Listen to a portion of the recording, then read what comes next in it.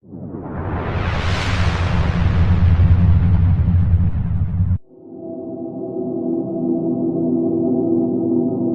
malam ibu-ibu semuanya. Selamat malam. Semuanya masih semangat? Semangat. Ya. Perkenalkan, di sini saya Dr. Randy dari FKUKI, izin melakukan penyuluhan ibu-ibu. Iya. Ibu-ibu di sini yang anak-anaknya pada umur berapa? Umur 5 tahun, Dok. Saya hari ini akan menjelaskan tentang materi kejang demam ibu-ibu. Ibu tahu nggak? Mungkin kalau sering dengar ayan, atau kalau orang desa sukanya bilang setip. Nah, kadang kan orang nggak tahu tuh, wah ini anak saya kenapa nih? Suka geter-geter atau giginya suka digatuk-gatukan. Nah, ini sekarang saya akan menjelaskan bahwa itu namanya fenomena kejang demam ibu-ibu ya.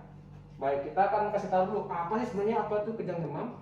Nah, kejang demam ini adalah suatu kejang atau kontraksi otot yang berlebihan dan ini terjadi di luar kendali.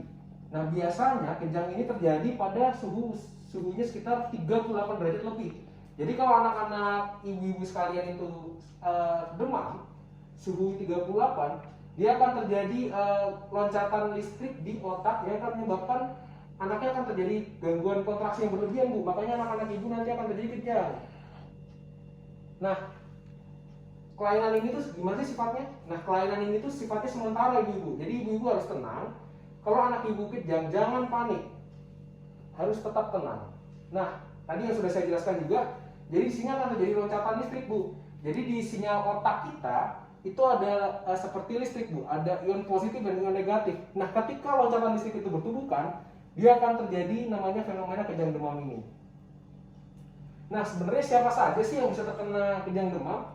Nah, normalnya sekitar 2-4% anak yang terjadi kejang demam itu berada pada usia 6 bulan hingga 5 tahun. Jadi tadi ibunya punya anak umur 5 tahun ya? Iya. Ya, kalau anaknya masih umur 5 tahun itu masih bisa ada resiko buat bisa terjadi kejang ibu-ibu. Jadi, nah, gimana kalau anak kita teresiko kejang demam? Itu jangan panik ibu-ibu, karena usia umumnya pada umur 6 bulan sampai 5 tahun itu adalah normal jika terjadi kejang demam. Nah, tergantung bagaimana nanti kita akan menanganinya kalau kita sudah tahu bagaimana itu kejang demam.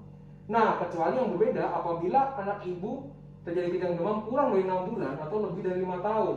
Nah, berarti ada kemungkinan bahwa itu terjadi ada infeksi di otak yang kemudian diikuti oleh demam. Nah, faktor-faktor yang menimbulkan kejang tadi sudah saya jelaskan ya. Jadi awalnya terjadi demam. Nah, karena aktivitas demam dan suhu yang berlebih di atas 38, dia akan menimbulkan aktivitas listrik yang berlebih di otak sehingga anak ibu akan terjadi kejang, Bu. Makanya suka orang bilang setip atau ayan, suka kejang. Nah, itu terjadi kejang. Nah, kejang demam itu ada berapa sih? Ada dua ibu-ibu, ada yang kompleks sama ada kejang demam yang simpel atau kejang demam yang sederhana. Nah, bedanya apa? Kalau kejang demamnya kompleks, itu kejang demamnya terjadinya lebih dari 15 menit. Selain itu juga biasanya kejangnya itu sehari bisa 2 kali ibu. Dan kemudian biasanya ini kejangnya didahului dengan kejang parsial atau kejang yang berjarak. Sedangkan kejang demamnya yang simpel itu biasanya lama kejangnya lebih ringan karena dia biasanya kurang dari 15 menit.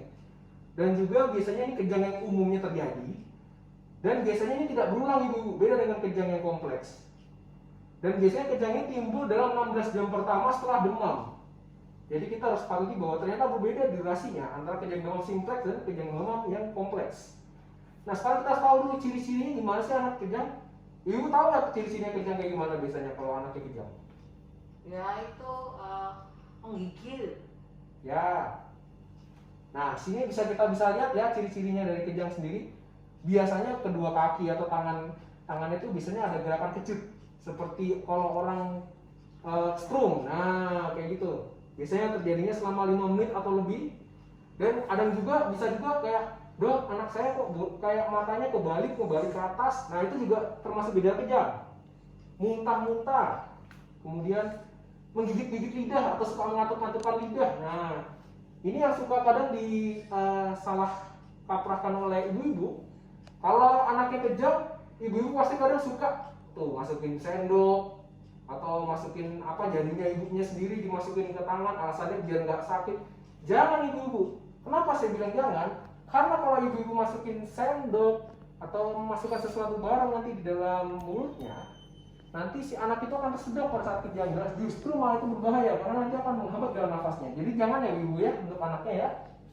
Nah kemudian nangisnya ini biasanya nggak biasa, nangisnya berhenti. Dan kemudian bisa juga nanti sekali anaknya bisa ngompol atau anaknya mencret. Kemudian bisa juga nggak sadarkan diri, tampak lemas nggak sadarkan diri. Dan kemudian nanti bisa juga dia diam aja dan matanya biasanya melirik. Nah sekarang pertanyaannya sih, kalau yang suka takutkan orang, kalau anak saya kejang ini bahaya nggak sih? Apakah nanti bisa menimbulkan cacat anak saya? Ataukah nanti sangat berbahaya ke depannya? Nah jawabannya adalah kejang demam belum pernah menyebabkan kecacatan atau kematian. Jadi ibu-ibu sebenarnya langkah pertama, jangan panik. Jangan panik, tapi kita harus melakukan perawatan yang tepat karena ini merupakan harus butuh penanganan yang tepat. Nah, apa yang dilakukan bila anaknya demam? Yang pertama tentu ibu nanti bisa kompresnya dengan air hangat ya Bu ya. Kemudian tentunya diberikan obat penurun panas kalau anaknya demam. Dan kemudian yang terpenting adalah berikan obat anti kejang. Nanti akan saya jelaskan lebih lanjut. Nah, ini yang kita harus ya. Dok, kalau anak saya kejang, gimana yang akan kita lakukan? Jadi pertama ibu-ibu, jangan panik, tetap tenang. Kemudian lepaskan pakaian anaknya yang ketat, atau kalau anaknya pakai pakaian, terutama dilepaskan dulu supaya lebih bisa bernafas, ya. Apalagi kalau yang di sekitar leher dilepaskan semua, syal, jaket semua dilepas. Nah, apabila anaknya tidak sadarkan atau ada muntah-muntah, segera bersihkan dan kemudian posisi miringkan anaknya ya, supaya dia tidak tersedak.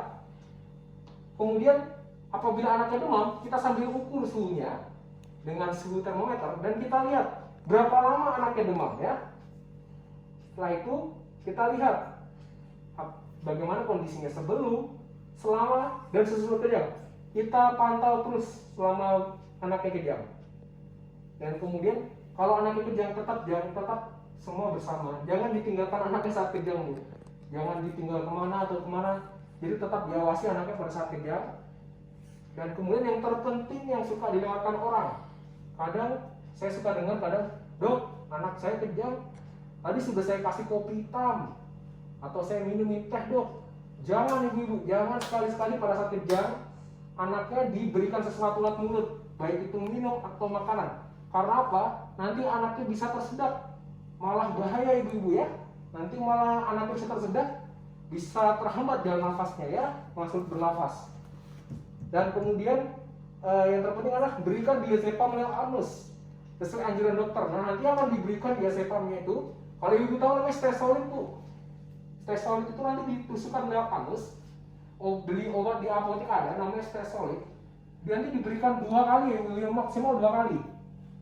Kemudian, nah kalau sudah saya kasih obat, sudah saya kompres, sudah saya kasih obat penurun panas, sudah saya kasih obat kejang, tapi juga masih sama dok, gimana? Segera rujuk ke rumah sakit, terutama ke IGD, supaya ditangani oleh dokter dan petugas medis yang berkompeten.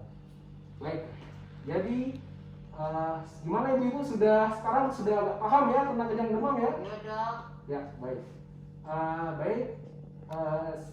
Mungkin sebelum saya mengakhiri dari sesi presentasi saya, dari ibu-ibu sekalian apakah ada yang bertanya? Iya dok, mau tanya. Itu dok yang maksudnya obat lewat anus itu gimana ya dok ya?